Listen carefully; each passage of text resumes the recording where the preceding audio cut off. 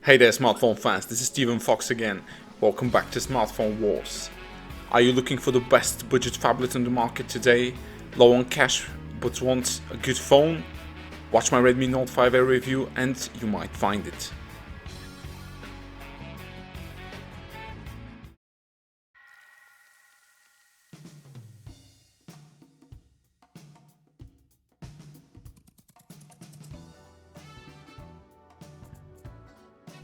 The Redmi Note 5A is the latest addition in the budget segment from Xiaomi, and it's a 5.5-inch device powered by the latest quad-core Snapdragon chip with capable cameras, decent battery, the latest Android, and a very good 2nm SIM and SD card hybrid SIM slots included. Watch my unboxing video to find out all the basics about Redmi Note 5A and how to install Google. And now on to the review. This is as fine as it gets for a $100 5.5-inch device. Xiaomi have again produced a very good phone in the budget price segment, but it does have some limitations and some features missing. And for starters, it doesn't have a fingerprint scanner or backlit capacitive keys. However, double tap to wake up works just as good, and I find it quite refreshing from using the fingerprints all the time.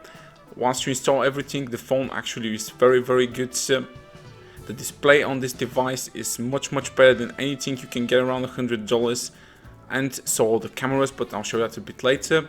The MIUI here is 8.5 running on Android 7.1.2 Nougat, so this is running the latest Android, and as you can see, the phone in outside conditions, the display is still very good. You can check out vivid colors. This is an HD panel on a 5.5-inch device, and you can tell that the resolution is lower from the size of the icons on screen, but the display quality has not been compromised. This is a very fine display, as I said, as good as it can get for around $100. Now on the side you do have the power and volume keys. On the back you have a 13 megapixel Samsung camera, metal back with the Mi logo. It's an aluminium back, and this is the SIM slot which can house 2 SIM cards, 2 nano SIMs, and an additional SD card slot. And you definitely need an SD card slot here because this device only has 16 gigs of onboard storage, and after you install all your social apps and 3-4 games, you will be left with around 5 gigabytes of free space, which is quite insufficient for today's standards. But thanks to the Android Nougat, you can put an SD card in there and merge that with the storage available.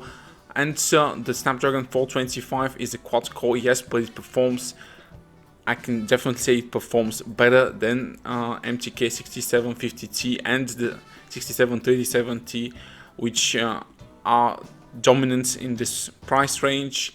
Since Qualcomm definitely decided to upgrade the Snapdragon 410 to the 425, they have absolutely nailed all the basics on the budget chip, and here you can see the display quality is excellent in any conditions. This is a very fine workhorse phone. It's not thick, it's around 8mm thin, so it does cover all the basics for a good phone. And as you can see, the specs, again, Android 7.1.2, security patches up to date, MIUI 8.5 with MIUI 9 confirmed to come, 3 GB of RAM, 16 GB of onboard storage, quad-core Snapdragon, and you do have all the sensors available, something that no cheap Chinese device does have for around $100. As far as performance goes, benchmarks tell you that this is a decent entry-level chip, but daily performance is something that is mostly up to the user interface and optimizations, and Xiaomi have really done an incredible job here.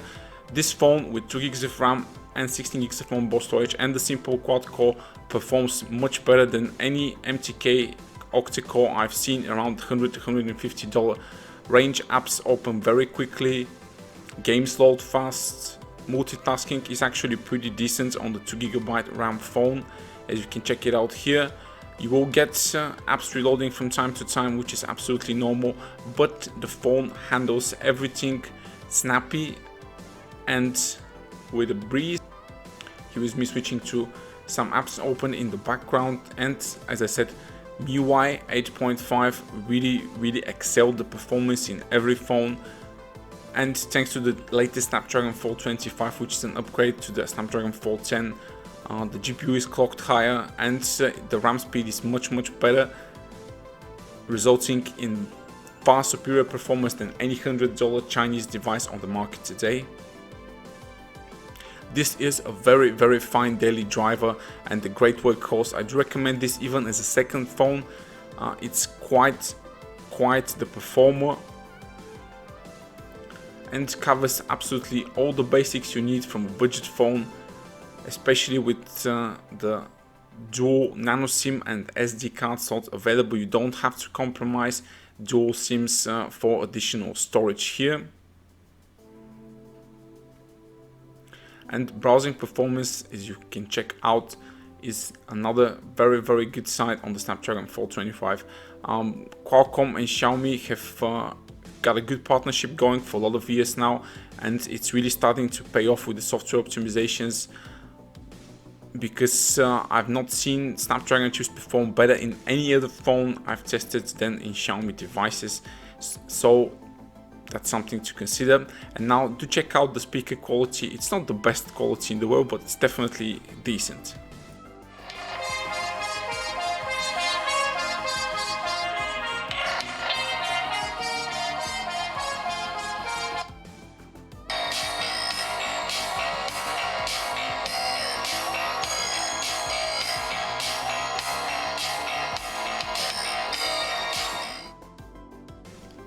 And of course, next up we have some gaming tests.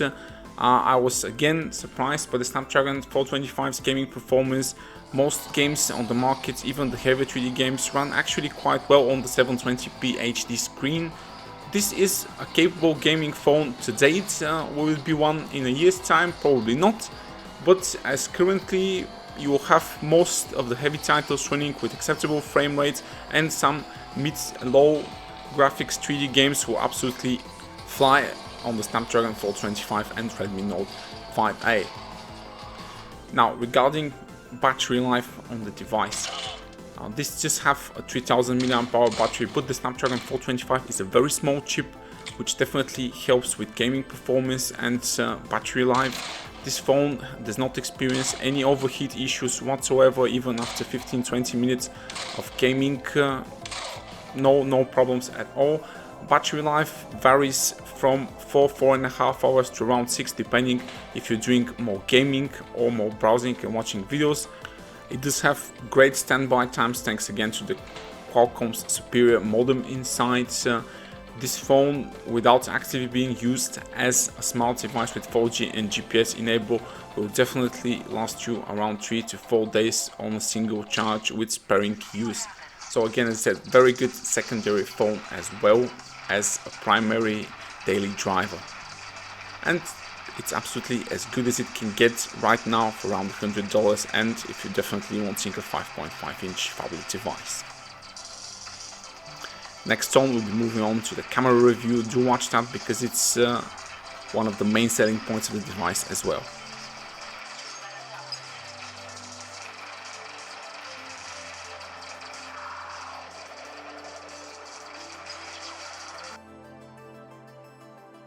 Right, if you've not shelved that $100 already for the budget phablet Redmi Note 5A and just wanting to see if the camera is good, you'll be pleased to know that yes, it is absolutely great considering the $100 price tag. The shutter speed is very fast. This does have some sort of phase detection autofocus. You can adjust exposure on the fly. HDR is present in the camera settings. The manual mode is practically non-existent, but that doesn't really matter here. Since, as you can see, the autofocus, everything is very good with this camera. As a Snap and Go device, this beats any phone on the market for $100. This offers plenty of features as well.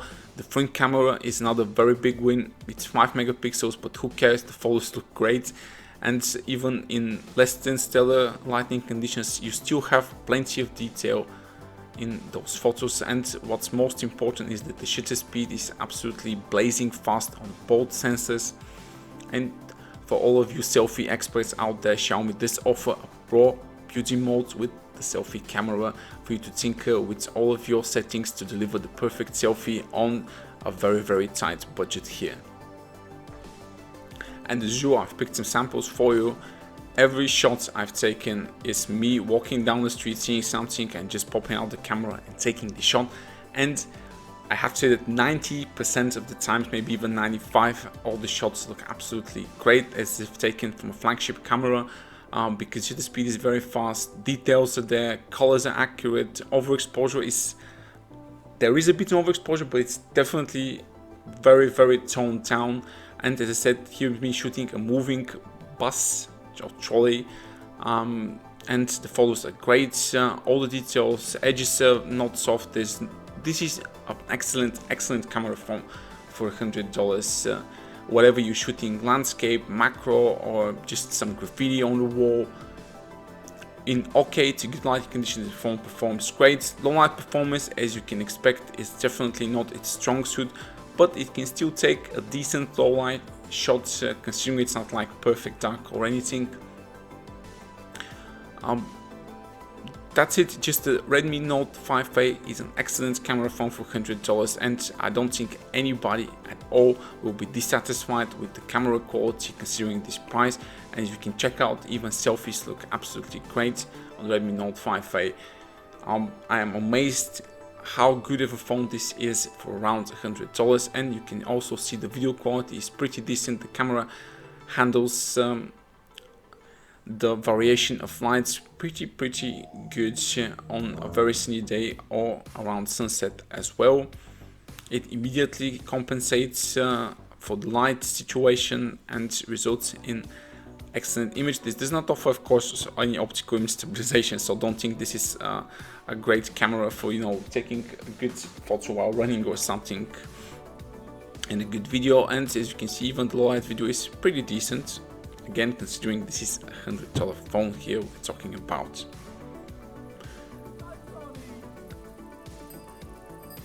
The front cam video is 720p, but again, it can be used for vlogging. It's pretty decent, no issues there. An all-round excellent camera experience for the Redmi Note 5A on a budget price. And now it's time to sum it all up for the Redmi Note 5A. Here are the pros and cons. The Redmi Note 5A is the best phablet around $100 you can get on the market, with decent battery life, cameras, latest Android, great performance, and you don't have to compromise dual nano SIMs for an SD card slot, with great display and very good pricing and performance in general. However, the capacitive keys could have been backlit. There is no fingerprint scanner on this device. The build quality seems a bit cheapish even at this price. Low light performance of the camera is not great, and in my opinion the Redmi 4X is a better phone overall, but it's small, so if you're looking for a smaller device in that price category, I do suggest you check out my Redmi 4X video review. If you want to support me, you can buy the phone from the link in the video description below. Hit that like button if you like the video, subscribe for more honest reviews, and share my videos so your friends can watch them as well. Stick around.